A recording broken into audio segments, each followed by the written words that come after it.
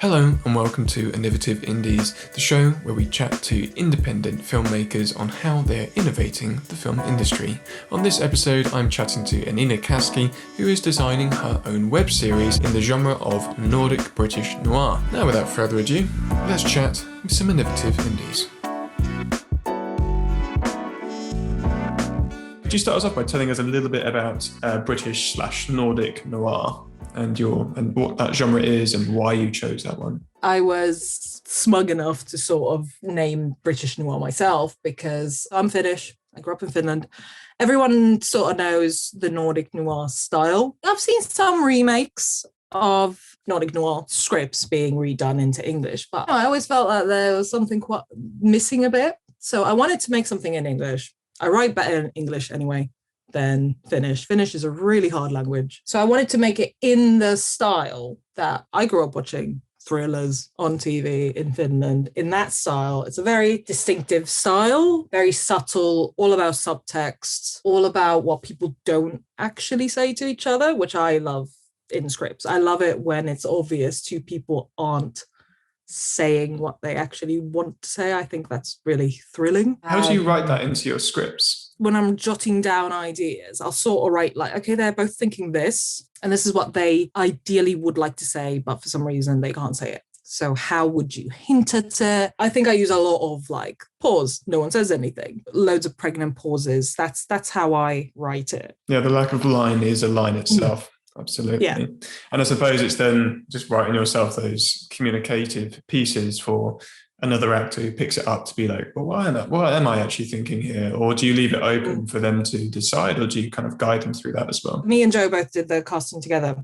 So we were looking for someone who had a sort of instinct to the character, especially with the lead male, Dr. Richard. We wanted a very specific type of person.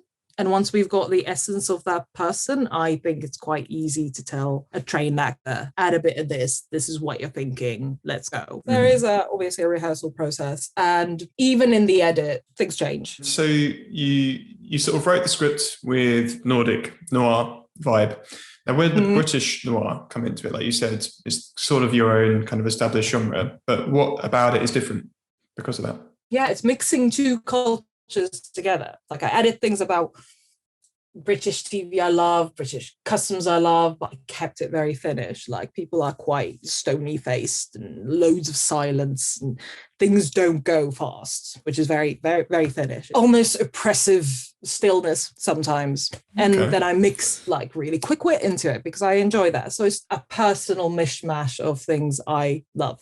And I haven't really seen it because you either go either way. You either go quick wit and, let's keep people interested and keep the pace up. I kind of wanted to do both and show that you could do both. Your natural blend of cultures and styles. So like you say, with a lot of British TV, it can be quite quick and witty. And then with your Nordic noir, it's this very reserved approach to pacing and dialogue and sort of blending those two. Now, there was a very interesting choice that you made with the actual filming process.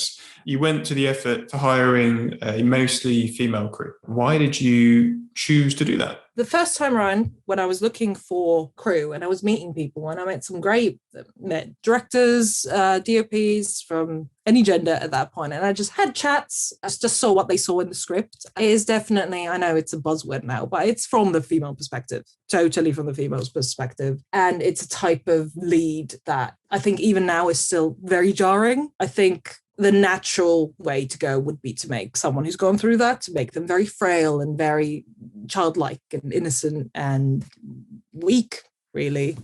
So I thought, well, let's make someone who's more like cornered wild animal and just attacks. And I think that's seen as a very masculine trait. The female crew members read it went, oh yeah, this is fantastic. They were either thrilled by it or they understood it. They were like, yeah, get it. So in the end, I'm the writer, the director was female, our producer was female, our camera assistant was female as well, which was nice, but the rest were male. I don't believe in excluding people, but for this project, worked better to work with another female. It just worked. There was sort of less conversations about, okay, the script is about this. They just went quicker because there was a baseline understanding. I discussed gender politics in the script. I like to address these things through art rather than let's have a discussion about it. I think that's just how I am naturally. You found that because there was that very mutual understanding towards it all, everything just gelled really nicely, and it allowed you to all focus on the project with the right mindset and the right kind of direction towards things without having to spend a long time explaining that perspective. It was kind of like, right, let's design something together with this mutual understanding. Also, like, this was the first thing I made. So if I'd had 10 credits behind me, it would be easier to go to work with the man and go, okay, this is the perspective we're going through. But I literally was in that thing of going, I have no idea what I'm doing. So having someone with a bit of a shorthand really helped, because it's like, I have no idea what I'm doing. I have no technical, well, now I have a bit of technical knowledge, but I'm not technical. Just I'm a storyteller through and through. That's completely understandable. And I think is a really important consideration for those who are starting their first project is to make sure that because it is quite unnerving doing your first one. And I think having spending time finding the appropriate people to join you on that sort of creative journey is the most important thing, especially if it's your first one, because if you've got the wrong people on that set who are just clashing with you the whole time, it makes the experience way more difficult. Yeah, it is that. It adds work. And I totally work with male directors. I don't want anyone to think that I'm like, oh no, don't. No, that's definitely not something I'd not do. But just for this project, also because I was very aware of everything I didn't know. Like now I'd go, when we shoot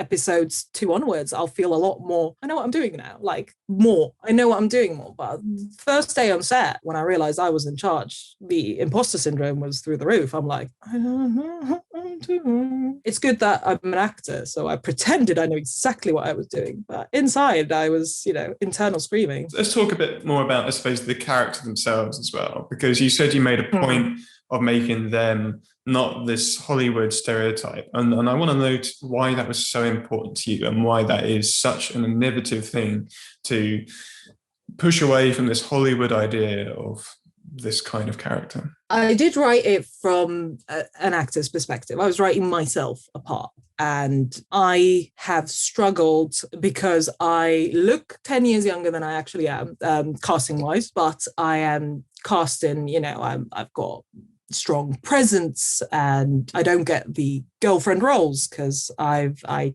take too much screen attention and things like that. So it was very much like, okay, I need to write something for me that I can do well. And I play a lot of villains. I get cast as villains or comedy sort of oddball characters. And also what fascinates me, like I'll watch those films happily with a frail lead.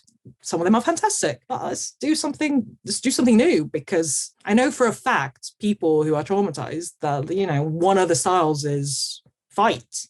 Let's make that a female. There you go. Just that simple, because I try to write first a human rather than I'm writing a woman. I'm writing a man. I tried to write a human. Like when I was writing Richard, I wrote him and then I would show male screenwriters. I'm like, do I need to change anything? Because obviously I'm writing from my perspective. I don't know. I'm just guessing. But I think sometimes people can be a bit like, but they're a female this, but they're a male. I think we get too bogged down on that. So I try to write personality first. Yeah, that's a really good point. Interestingly, my first feature, when I wrote that, there's a load of male and female characters in that. And every single role that I wrote them as interchangeable on gender. In my stories, and possibly in yours as well, it wasn't the important factor. The gender wasn't the comment we were trying to make. It was more the idea that these are the personality types and they can come in any form. And I suppose that's similar with yours. And I think that's the important thing that we are hopefully going to start bringing into more media, is that you can get anyone of any kind in any situation, or whatever personality they are. They could look like this, they could be like this, it's not the cookie cut thing. So with the sort of genders do clash in my script, but they clash because they are gender. See what I mean? Like it didn't affect how I wrote them. It's just kind of an obstacle they have with each other, really, rather than thinking, how does man think? How does woman think? That personally just bores me. And maybe it's because I'm from a theatre background and I've done theatre shows where I played a man. The human experience is universal. Obviously, things affect you and your culture affects you, but the big feelings are universal.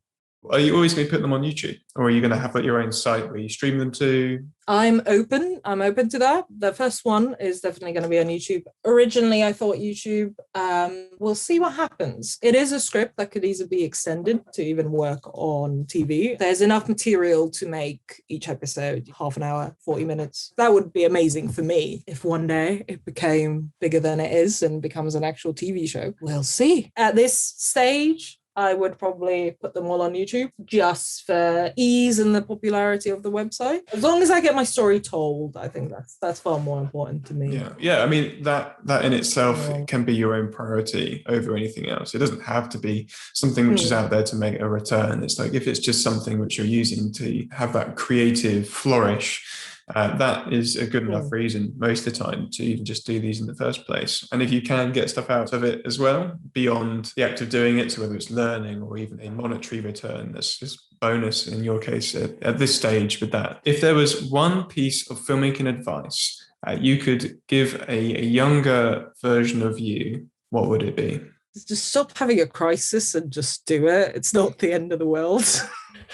It's really not the end of the world. Just do it. Don't be your own worst enemy. If you try and you fail, at least you tried, And I didn't fail. So absolutely. I spent the entire pre-production just in the state of panic that now I'm like, oh, such wasted energy. Just do it without the 4-month crisis. Just chill out and get on with it. Yeah, I like it.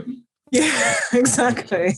What is next for you, and where can people find you? I want to film the rest of Mordecai's Girl. Any producers and investors, please do contact me because we have an award-winning story that needs to be told. I'm also co-writing a dramedy play that I co-wrote with someone. We want to eventually, when the world is more open again, take that to the Edinburgh Fringe. I'm also writing a sitcom pilot, so doing a bit more comedy because I can't just do one thing at a time. Excellent. No, it's good to mix it up for sure, especially comedy. It's what the world needs right now. And where can people find you? My YouTube channel is The Awkward Actress. You can find Mordecai's Girl there. You can also find comedy sketches, comedic monologues. All my work is really there. On every social media site, I'm Annina Kaski and AnninaKaski.com as well. Any new creatives, get in contact. I cannot wait to get back on set and just work on things. Thank you for joining us. Be sure to leave a like and subscribe. If you are an indie filmmaker who is innovating the film industry, send me a message on social media at Seb Cox Films on Instagram or Twitter. If you want to check out my work, you can go to sebcox.com. But for now, I'll see you next time.